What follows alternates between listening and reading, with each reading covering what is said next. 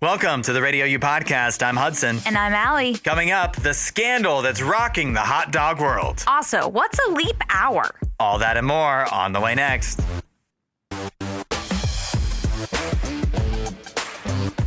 Allie is in the building. Many people didn't notice, but you've been on vacation. I've been gone. For a few days. Where did you go, Allie? Where have you been? I did a little more of like what would be considered a staycation. So I stayed in the state of Ohio where we are at currently. So I went to Cedar Point early on in the week, last week when I was gone. That was really fun. Perfect timing to go to Cedar Point because like the day or a couple days after, Cedar Point got shut down because of all the smoke from the Canadian wildfires. They shut it down? They shut it down because I don't know if you saw this, but like, especially for us near Columbus, the levels of like the air quality were so bad. I know. You were, like, they shut it down? Yeah, because what like a bunch of babies. Right. But we planned it out. I saw they postponed a Guardians game too. Yeah, it made me mad. They postponed a Guardians game. There was a Mets-Phillies game that got rearranged because of the wildfire smoke. And so a whole bunch of stuff has happened because of that. But the air quality levels were so bad that you were like supposed to be wearing like a gas mask, basically. Yeah. So, but yeah, I was like, these wildfires must be awful in Canada for this smoke to be this bad. Because I remember when this happened a few years ago, it was not this bad. As bad as what it was. But anyways. So did that derail your plans for your trip? No, thankfully. Like I said, we planned it out perfectly. So got to go to Cedar Point, had a lot of fun there with some family and also my fiance, Brian. And then got to go to Hocking Hills. Again, perfectly planned it because it was like the day before the smoke got really bad. So I was hiking a bunch of different trails and spots in Hocking Hills, which was really fun. I had planned to get like an Airbnb and go on like a little solo trip myself. But if y'all remember, I got hit by a dump truck. Yeah. And so I had to get my car repaired. So my car was in the shop like all week last week. Okay. So thankfully, I had a rental car that was like covered by my insurance, but I still had to pay the collision deductible because it was a hit and run and they never found the guy that hit me. So I had to pay that myself. So I was like, you know what? I'm going to cancel this Airbnb trip and maybe do it another time. So I stayed home like the rest of the time and went to a camp with my dad, but other than that, pretty much just a staycation. Just a basic Ohio trip. Yeah. Yeah. Nice. So the smoke stuff did not affect anything that you wound up doing? No. I mean, it changed one. I was planning to like go running, and that got derailed a little bit because you can't really run very well with inhaling smoke and stuff. Yeah. I was people were talking here because I still went out on Friday. Yeah. I think Friday was the day where Friday had a lot was of smoke. the worst. Yeah. Yeah. But what they were telling to me was like we have the air quality warnings, right? Yeah. And so it was like purple, which I didn't even know there was colors. This is the first time I was learning about this. I didn't know the levels either. My cousin Kathy was telling me, and she went for a run, and she was like, that was a mistake, but she went for a run, and she was like, it was like 400 plus or whatever. Which, like, what does that even mean? Yeah, but it's just dangerous. What they were telling to me, what I was reading was, it's like if you stayed outside for 8 hours or something, that would be like smoking 4 cigarettes or something like that. And so I was like, then I should be fine. Yeah, that doesn't sound that bad. That's what I'm saying. That's what I'm saying. That's why are we rearranging our lives? I thought it would be like 4 packs of smoke. No, it was like 4. It's like each hour was like half a cigarette or something like that. And so I'm like, it was inconvenient. Yes, like it was blocking out the sun. Yes, it was very hazy and like just overcast. But yeah, some people were like, I can't go outside. I'm like, I think you'll be okay. Isn't it like this in India like every day? Probably, yeah. So I'm glad you're back. Okay. And I'm glad it didn't ruin your plans. No, it didn't. Radio U, where music is going, 8772, Radio U. Who do you have to win the World Cup? I have Spain. Remember that? Who do you have to win the World Cup? I have Spain. Who is that? Who's that talking there? Who do you have to win the World Cup? I have Spain. Yeah. Sounds familiar. Sounds like a really smart guy who knows a lot about soccer, doesn't it? It sounds like JR's advice was on point. Yeah, except he picked France. They didn't even make it to the final. Who do you have to win the World Cup? I have Spain. But meanwhile, we brought in a soccer expert Yeah. when we had a soccer expert all along. All along. Right here, right before our very eyes. This was on June. I just looked at this. June 9th. Who do you have to win the World Cup? I have Spain. On June 9th, over a month ago, I predicted the World Cup You predicted the champion. World Cup favorite to win the World Cup. Yeah. Well, nobody else on this show seemed to, so... Well, the favorite, the favorite doesn't always win. No, but this time, you just got to know when to pick them. And this was the time. Allie, what did you think of the World Cup? There's a lot you missed since the last we talked World Cup. So how did you feel about the final yesterday? Yeah, a lot I wasn't able to talk about. But yeah, I mean, the World Cup was a lot of fun. I enjoyed it a lot. But I have to say, my favorite game of the World Cup was not the final. Okay. It was a boring game. It was pretty bad. That's the final of the World Cup was everything that people, if you had not watched any World Cup, if and you only just watched the final, you'd be you're like, this is why I hate soccer. This is why, yeah, exactly. It was like a really anticlimactic game, particularly after the game that preceded it. That was before. You watched the third place game? game? My gosh, did I watch that game? Why? That game was crazy. Okay, England goes out there and has like a 4-0 lead, 4-0 or whatever. And then France decides, you know what? Actually, we want to try. We weren't trying before, but we're going to start trying now. And it ends up being like one of the top scoring games we've ever seen at the World Cup. Yeah. 6-4. Because it didn't matter. Yeah, well, it didn't matter, but I think that added to it. Like there was something to it of like the players just like for whatever reason not trying at the beginning, and then they were like, actually we should try, and then they started scoring goals, and then England's like, you know what, actually we do want to win this game, so we're gonna try again. Kind of like an all-star game in a way. Yeah, it was. But like defense would shut off during certain times. You know what's so dumb to me is one that they have a third place game. Yeah. What is this, the Olympics? I mean, like even at the Olympics it makes sense for a bronze medal. What other thing? We don't have a third place college football game. We don't have a third place NBA finals. Yeah, it's very anti-American. It's very stupid. It's all participation That's why we don't understand it. That's why we don't get it. But it's dumb that they have it in the first place. Really dumb that the goals scored in that game. So like now Mbappe has more World Cup goals than Messi. Yep. But some of them are from from the third place game, which has no bearing on the result of the World Cup itself. So it really makes no sense. Yeah. Well, I mean, I think they still need to count. It's still part of the tournament. So it shouldn't be. It's like it's a friendly is what it is. What did you think of the World Cup? Obviously the game sucked. The final. Yeah, the final was between Spain and Argentina. Not the best. Even though I did get it right. Who do you have to win the World Cup? I have Spain. But what did you think about the World Cup? I saw a lot of people talking about the halftime show with like Justin Bieber. I did not watch it. You didn't see it? No. It was better. It had the Muppets, Allie. It had the Muppets? It had the Muppets. Okay. And BTS and Justin Bieber. Oh my and gosh. Shakira.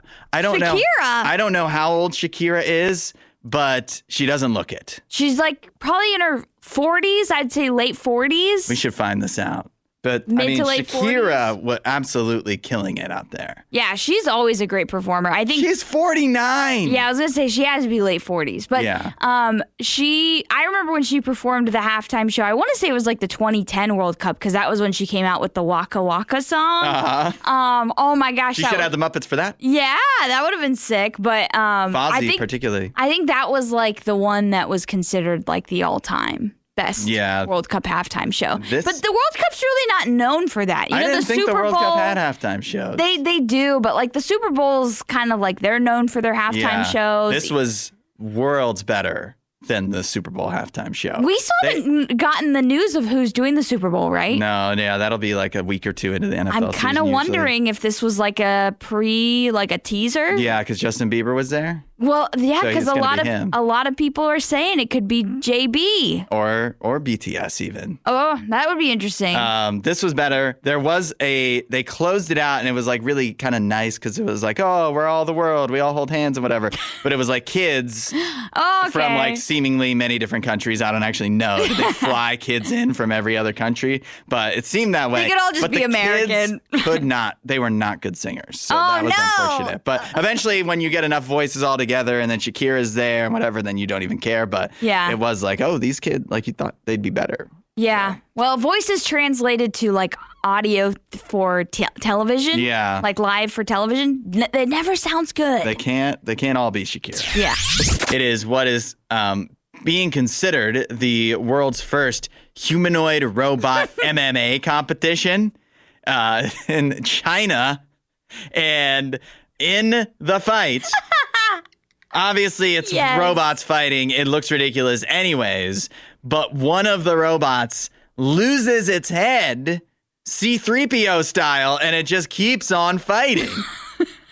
And I feel like my favorite part is not that it loses its head completely. It's when the head is dangling off of its torso, and it still continues on fighting as well. It is all around a spectacular video. If you love robots stumbling around looking ridiculous, this is that 100%. Yeah, this looks crazy. This whole video from the beginning of it with the robot, one of the robots like falling on the mat. Yeah. And then how it like scrambles to get up. I love how they right themselves. Yeah, it's crazy. They do like the splits, sometimes to like get back up. Have you noticed that? Oh my God. There's one time when the one robot that the head falls off tries to get back up and it just can't. So it just looks so ridiculous. But yeah, they do all sorts of crazy stuff to get off of the ground. Yeah. I mean, even say what you will, it's definitely a better fight than the McGregor fight was last weekend. Yeah, I heard that was like really bad. It was really bad. These robots at least lasted more than a second before they completely... What is it with these big fights that keep ending so quickly? Didn't that happen with the Ronda Rousey thing? Yeah, that's what I said on Twitter. We should get Conor McGregor to fight Gina Carano because one of them has to win. Yes. One of them They can't both throw the match. Yeah, they can't both just be like, okay... paycheck cashed. Goodbye. Yeah, exactly. Somebody actually has to do something. Right. At least Conor McGregor in his fights failed spectacularly. Yeah. Where he actually... Like he injured himself or something? He was injured beforehand. They're like, oh, no, he wasn't. It's like, yeah, he tore his ACL sometime before. He tore his ACL. Yep. And just still tried to fight. Held it together. He wasn't trying. He knew he was going to be... He just didn't want the fight canceled. Oh, he wanted the money. Paycheck, Yep. I will not. You can't convince me otherwise. Yep. There's video of him stumbling around, like getting undressed before the fight. Okay. So that's where it's like, yeah. We've clocked you. You're a professional athlete. You wouldn't be stumbling around like that. Yeah. Except that you had your ACL already torn. But so that fight did not deliver. This robot fight, the robots cannot land anything. Like, it's funny. Yeah. It looks like fighting, but it's not. But they're not actually because they can't. And so it's such a. It's like a dance. It is a dance, and to me, there's such a spectrum of feelings where I'm like, in one hand, I'm very impressed. It's amazing they can get robots to do this. Yeah. But on the other hand, they're still failing so spectacularly. They're still bad at it. They're still not able to fight. They're just not able to fight in a fancier looking way now. Yeah, which is even crazier thinking that one of them got their head lopped off. Yeah. They can't fight, and one of them got their head lopped off. Yeah. Like, what is happening? That's right. Its head, do not be be its head did not get kicked or punched off. Yeah. Its head just fell off. It just came from off. no combat whatsoever. Right. The U.S. Bureau of Ocean Energy Management, also known as BOEM, not to be confused with Phillies star Alec Boehm, but is exploring whether abandoned offshore oil and gas platforms could be repurposed as rocket launch, landing, and recovery sites to help meet the rapidly growing demand for commercial space launches. So wait a minute. They have abandoned oil rigs. Yes. Makes sense. Yeah. They've run dry, right? Right. But this is and they're trying to turn them into rocket launch pads. Yeah. But this isn't NASA that's doing this. No, this is the U.S. Bureau of Ocean Energy Management, also known as BOEM. Well, that's nice of them. I've never even heard of BOEM before. Me either. But it sounds like they're doing fine work. Yeah. I'm curious how NASA is interpreting this. Yeah, I don't know, because NASA's been, they recently updated a policy. Yeah. Where they were going to start charging commercial companies that wanted to come in and launch their rockets off of NASA's launch pads. Right. Because NASA has the best launch pads, the best areas where you should launch from. And so, SpaceX, Blue Origin, all of these ones, they wanted to use those spaces because also it saves them a whole bunch of money to not have to make their own launch pads. Right. But NASA was like, you know what? If you're going to do this, we can't let you do it for free, or at least not for super cheap, which is what it was. And so now we have a situation where there's a lot of rockets that want to be launched, but potentially not enough pads to launch them all. Right. Either that or it's money, maybe they don't want to pay NASA. But really the big problem is just we've seen a boom in private companies. That's funny. A boom. A boom. A boom. A boom. We've seen a boom. No, we've seen a lot of these companies following SpaceX, trying to do their own, space thing. And so, NASA can only have so many of these launching from their launch pads at a time. I'm just curious. I'm curious how convenient this actually is. I guess this is why they're kind of just figuring it out. Yeah. Could we even do this? Right. But I am interested because, this company doesn't necessarily have anything to do with, or not, this bureau has nothing to do with NASA. And so them possibly coming to NASA and being like, hey, you want to use these oil rigs as launch pads? If it's if you have a family member sometimes, and they'll be like, I saw this and I thought you might I found this in my attic and I thought you might need it. And you're like, I want to use it. And I'm like, I don't really need this at all. I'm almost offended that you thought I would. And so I wonder if that's how NASA is. It's like, oh, thanks, BOEM, for coming up with this idea. And now it's all of a sudden it's NASA's problem. Yeah. They've got these oil rig abandoned things. And so now BOEM doesn't have to deal with them. And NASA's like, what are we supposed to do with these things? Yeah, I mean, maybe, but this has been done before. Really? To be fair. Yeah.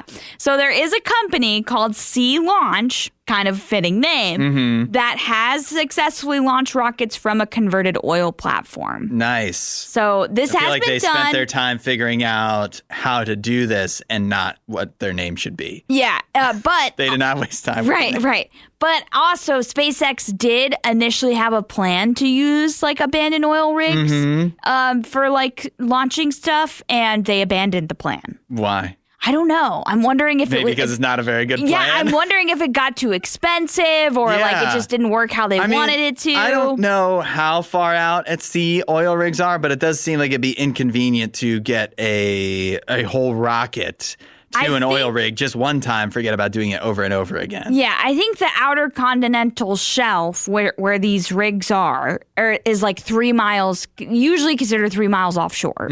So that's how far the shelf goes out. So I think that's probably the distance you'd be looking at the most. But I don't know for sure. I guess that's not 3 miles is not a big deal. It's not that bad, but you'd still have to get boats. Yeah. And then when you talk about the weather conditions too, that's already a big concern when you're, doing rocket launches, right? Yeah. And you'd have to have the right conditions to be able to even get your boat with the rocket boat, over helicopter, there, whatever you're using to transport. Your crew, so. Yeah.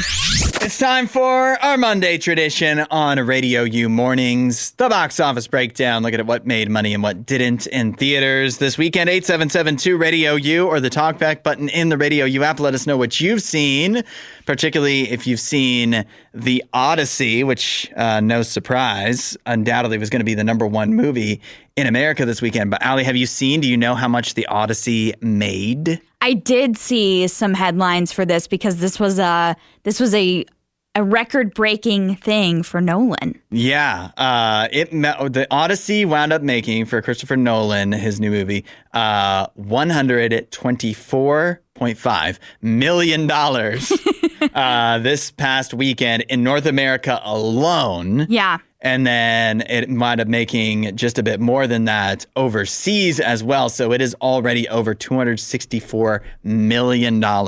Yeah, and that was in the record. 1 week. That was the weekend. record break for Nolan. That was the most amount of money he'd made in a week for one of his films, even more than The Dark Knight and The Dark Knight Rises. Or Oppenheimer. Yeah, well, Oppenheimer, even though it did end up making $900 million, it was one of the things where it just had a long run. Didn't necessarily break records right out the gate. Yeah, well, it also had Barbie to compete with that exactly. It was a moment, the Barbenheimer thing. But yeah, this movie did very, very well. I was kind of anticipating it to do better overseas, but looking at the numbers of what Nolan's done previously, this is the best he's ever done. So I don't think you can complain in any regard with how this opened. It had a solid to say the least opening weekend. A distant second was Moana in its second weekend. That made $19 million. It's at $82 million in North America alone and $178 worldwide. It's going to struggle to even break even. Yeah. And then Minions and Monsters hung in there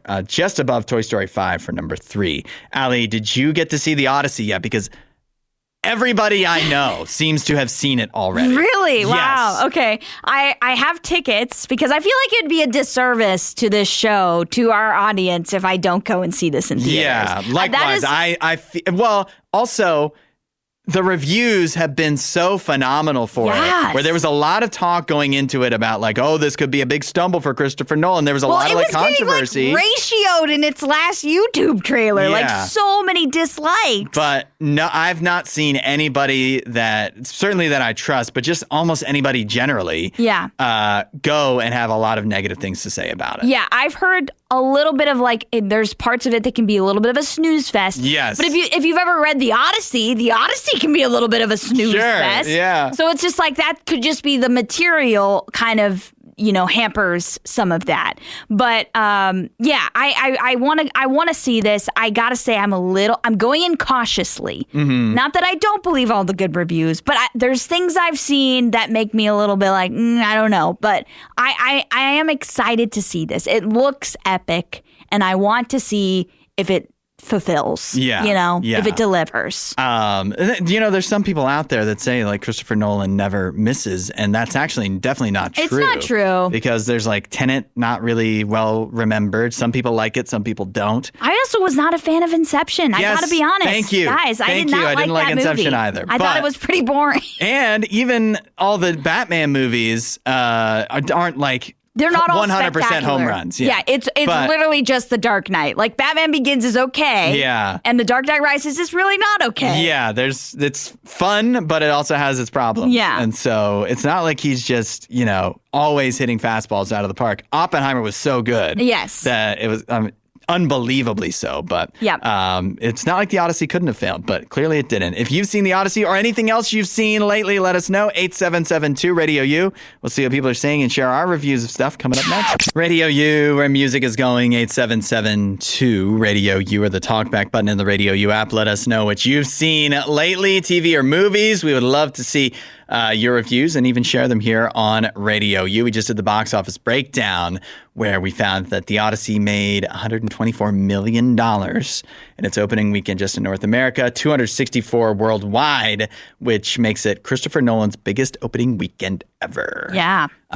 We heard from Adam. Allie, did you see this? I did. Adam said at 8772 Radio U, the Odyssey was incredible, and if you can, see it in IMAX. Yeah, my sister-in-law bought the tickets for us, and she's got like a membership with one of the local theaters, and so she got a discount, and so our tickets were like $6, even though we're going on a Friday, which is normally like a Tuesday price. Right. So I'm very happy with that, but it makes me think that we're probably not seeing it in IMAX. Yeah, I feel like this is possibly the exception, but I've not enjoyed seeing movies in IMAX in the past. Okay. So I feel that... Yeah, I really don't get the hype. Yeah. I've gone a couple times. Not enjoyed or not thought it was worth the extra money to go see stuff in IMAX prior. but maybe that's different for the Odyssey. I was gonna say it's like a movie on an epic scale, Yeah. so maybe it just seems like it's worthy of that, Yeah. you know. But yeah, I haven't. I know so many people would say that about like the Avatar films or whatever. I never spent the money to go see it in IMAX. Yeah. never. Okay. So, Allie, you've been on vacation, so you have over a week of potential things you've watched to share. Yeah. What's most noteworthy? Well, I did watch a new horror movie that just got released on HBO Max, and that Okay. was Lee Cronin's The Mummy. Oh yeah, that was last weekend. Yeah. Just like a week ago. Yes, and so I finally got to see that. It's all right. It's just okay. I mean, it really towards like midway force through the movie turns into The Exorcist, basically. Okay. And I was just like, come on. I get sick and tired of that. Like, Yeah. I just cannot handle that type of stuff. It's not that I get scared by it. I roll over it. Mm-hmm. It annoys me. It's just like Long Legs when they were like, we don't know how to solve this case anymore, so we're just Yeah. going to throw the devil in. And it's just like, come on. It feels a little lazy to me. Yeah. So, yeah, I was disappointed by All the right. ending. I've been watching something that I think you would definitely like, Allie. Okay. And that is I've been watching Widow's Bay on Apple Oh, TV. yeah. I remember us talking about this. Yes, because I'd seen so much good stuff about it Right. going into, and then there was the Emmy Yeah, nominations it got that came so out. many. And it got a lot of them, and I'm like, fine, I'll finally watch it. I didn't watch it because of the Emmy nominations. It was just a reminder, like, hey, you were going to watch this. And so I actually started it on my own. And after the first episode, I was so into it, I'm like, this is actually a show to watch with Mrs. Hudson. And so I never do that, like, because that's like, oh, we might never finish the show. Yeah. But I'm like, she's going to like it, and I like it. And so I watched the first episode again with her. Wow. And then... That's how you know you love a show. Yeah, and then we made it. I think there's 10 episodes in the first season. We're like 8 in at this point. Okay, so you're almost in at like the a end. week. Oh yeah, and Yeah. it's very good. It's very like Stephen King kind of style. Oh. But the way they incorporate it's nominated at the Emmys in a bunch of comedy categories. Yeah. Which is a big mistake because it's not a comedy show. Okay. It's a horror drama. It's not super scary. Okay. But what they do is they really build a lot of tension a lot of times to where, it's where sometimes you're expecting a jump scare, but that's not how it does the scariness. It's really not that scary. Yeah. But it has the horror aspect to it. But they'll build tension in certain situations and then, in a scary situation and then break it with comedy so well without making you breaking suspension of disbelief. That feels like it to me because it has a lot of, especially the first one with the kids. Mm-hmm. A lot of it was like they'd have like funny little quips and jokes and stuff to try and break some of the scary parts. Yeah, so it's definitely, I've enjoyed Widow's Bay a lot. All right. So that I need to check it out. definitely worth a watch, I think, for a lot. He thought he had the perfect plan. 8772 Radio U or the talkback button in the Radio U app. A man in Pacific Palisades, California, who tried to evade police. Uh-oh. Usually the wrong thing to do. Yeah. Typically. Sometimes in the movies. In fact, I think that's this guy's problem, is he was watched too many movies. Watched too many movies. Because this man, the police confronted him. He was trying to make an escape, and he happened to be on the beach. So he tried to escape by swimming into the ocean. But, I mean, the question is, where are you going to go? Yeah, where are you going, bro? It's the Pacific Ocean. Yeah. You can't swim across it. No, where are you going to, what's your plan? Exactly. Like, where are you going to, how are you going to, what's the end game here? Right. And so on top of that, once police realized that, this wasn't just a guy that they, he was camping on the beach where he wasn't supposed to. And that's what led to this. Okay. But then once they started looking into this guy, it's like, oh, he's got outstanding warrants. So we actually need to bring him in. Yeah.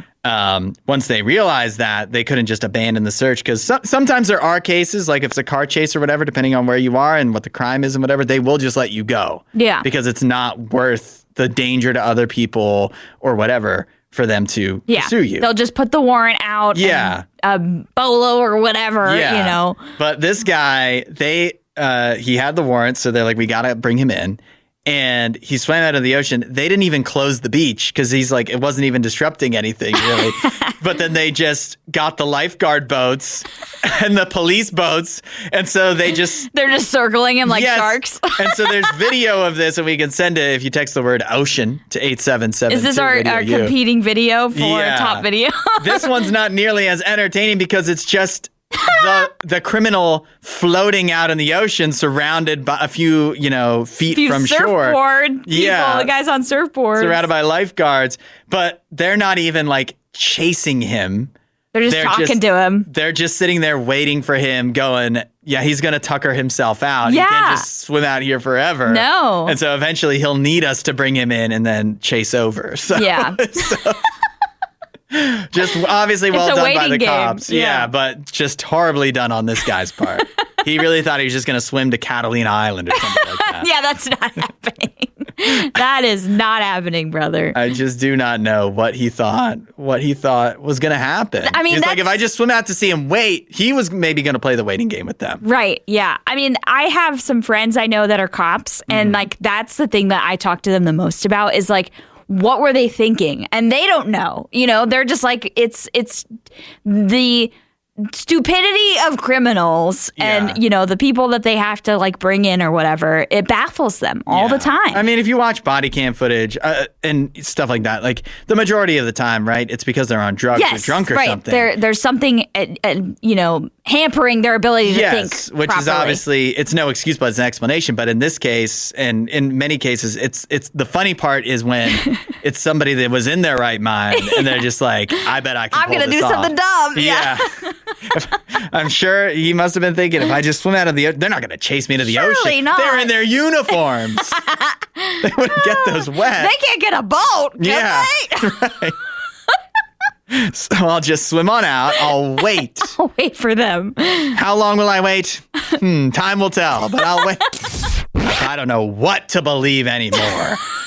Allie, no. I don't know if you were following this while you were out last week. You were out on vacation, not out with the Cyclospora diarrhea parasite, right? No. If you missed it, I think we talked about this on Friday on the show, that the FDA and CDC were blaming Taco Bell for the Cyclospora explosive diarrhea outbreak. Right. They were saying it was lettuce supplied by Taylor Farms. But what do we have here today? The FDA is walking back its claims. Okay. That it's all Taylor Farms and Taco Bell's fault. Uh-oh. They're now claiming that the lettuce sample that they had initially tested that came back as a positive with this Cyclospora parasite was a false positive and that they besmirched the good name of Taco Bell. Taco Bell. And Taylor Farms. Dang. Without any actual cause. FDA, you gotta stop playing over here, playing these games. This is crazy. It says here, FDA laboratory experts re-reviewed the sample results and concluded that the finding does not represent true amplification and should be considered a false positive. Wow. So Taco Bell is off the hook. It's not their fault. It's not their fault. And listen, Hudson, I took this in my own hands. Oh, yeah? I went and tried Taco Bell. I had a taco. I was fine. I didn't have any problems, no issues. So way before the FDA made this announcement, I found out that they were lying, that this was not true. I feel like this whole thing was, like, from the beginning, was an ad for Taco Bell. I think this was force everybody to go try. All publicity is good publicity. Oh no! Even if you're at risk of getting yes, even if that is on the table, people. I just think you've rubbed off on me. I have that oppositional defiance disorder you're always talking about. Yeah, where you were like, there ain't no way. Yeah, Taco I think it's rubbed this. off on me because I was like going home one night. I needed to get something for dinner, and I was like, I'm driving past, and I see Taco Bell, and I'm like, you know what? I'm just gonna do it. Yeah, I'm just gonna get Taco Bell. Just throw caution to the wind. What's the worst that could happen?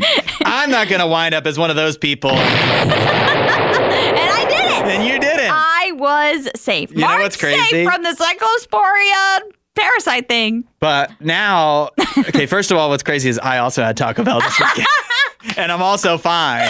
Do you also put it to the test? Which makes sense because apparently there was nothing there. I mean, I didn't eat the lettuce anyways. Why would I do that? So you didn't have a taco? You had like a burrito or? I tried the new steak burrito thing that they have, which was not very good. Oh, okay. And then I got, what was the other thing I got? Oh, a chalupa supreme because it was free. But I took the lettuce off, of course. But I do that anyways. I do that. I said this on Friday when we was talking about this. Why do we eat lettuce? Because every time there's an outbreak like this, it is always lettuce. It has never not been lettuce. I know we talked about that before I left, too, because we were like, the E. coli is always with the lettuce. And so, yeah, it's a valid question. I like salad, though. So salad isn't bad. You know? But it's just like, what's the point? I mean, it's not like it's actually nutritious, right? And even when you eat a salad, you put dressing on it and that cancels out all of the health benefits. Yeah. At least that's what I've heard. So I'm just like, what's even the point? I mean, certainly adding it to burgers. Why? You're just taking an unnecessary risk. Yeah, I definitely take the lettuce off of burgers, but I don't take it out of tacos. I like it in tacos. Yeah, I guess you need to fill it with something. But yeah. You think, I mean, Jimmy John's would probably go out of business if we just couldn't have lettuce in it. Chipotle certainly would. If you ever get Chipotle lettuce put on your Chipotle bowl, they go way over the top. I stopped doing that a long time ago. But now, I mean, the problem is we still have the question, though, who, if it's not Taco Bell causing the diarrhea? Who is it? Who is? Burger King? The next most obvious culprit. Hey, guys, if you want to seem really manly, here's what you got to do. Bust up your iPhone. Why? 8772 Radio. You're the talkback button in the Radio You app. Sounds ridiculous, doesn't it? It does. It's not so ridiculous that men in Russia aren't attempting it. Okay. As a trend on TikTok. The trends that we keep seeing from men in Russia are not giving me very high hopes for them. In Soviet Russia. We like to make ourselves look like we have cauliflower ear. Yeah, that's right. That was in Russia. Yeah, that's right. It's funny. We were watching the UFC fights this Saturday night. Yeah. Dricus du Plessis from South Africa, and he has really busted up ears. Okay. And it was very distracting to Mrs. Hudson. Oh, yeah? He's like, I can't look. And he's not a bad-looking guy other than his ears are really tough. And so she's just like, that looks horrible. I got to be honest, the cauliflower ear, not attractive to me at all. It looks bad. And so the fact that, I mean, Russia it's a different animal in Russia. That's all I have to, I've never been there, but it just seems pretty interesting. What's funny to me is supposedly, so this is a TikTok trend in Russia where guys have started smashing up the backs of their iPhones. They're like breaking all the glass kind of, casing on the back. Yeah. So that it's all shattered. The reason supposedly that they're doing this is because some gal, I don't know, maybe multiple gals on TikTok, but at least one initially, posted a TikTok of a old cracked iPhone where like the back is cracked, saying, obviously this is translated, but saying like with the caption, when he has a real man's broken iPhone 11. So like a shattered up iPhone. Yeah. Acting like that's how you look manly. I don't know if that's, again, it's Russian, I don't know, translation, whatever. I don't know if that was a joke, if she was being sarcastic. Okay. Or not. But like the funny thing is that nevertheless, guys will take that seriously. Yeah. And they're so desperate to like impress women, I guess. Oh my gosh. Like, let me smash up my iPhone. Yeah. You know what I would see when I see that? Like, why can't you take care of your phone? Yeah. Why are you dropping your phone all the time? What are you, 2 years old? Like, come on. iPhones are pretty durable too. So then you're also like you must be really clumsy. At least this is better than what I initially thought was the reason behind this trend. Okay. Which was that these Russian men are getting in so many fights, they have cauliflower ear and their phones are busted up. And that's what makes them look so manly and tough. That's what I was worried would be the trend-setting reason why they'd be doing this. But no, it's just because they want to impress a girl that made a joke on TikTok. They're trying to impress a girl and get into the salty spittoon. And not have to be sent to Weenie Hut Juniors. It's like that episode of SpongeBob. Yes, it is. It is in real life in Russia right now. Which it's funny that I kind of admire that they just in their culture, they're like, I want to be manly, and they so desperately want to be manly. But the ways they're doing it are like the most non-manly things. Like we're gonna have we're not even gonna get in a real fight. We're gonna have somebody break our ear to make it look like we've gotten in a real fight. That's like the most non-manly thing to do ever. Do the old-fashioned thing. Don't shower often enough. Grow a beard and work out. Yeah, and get in real fights if you want cauliflower ear. And then get into fights to break your iPhone. Thanks for listening to the RadioU podcast. Don't forget to rate and review the show.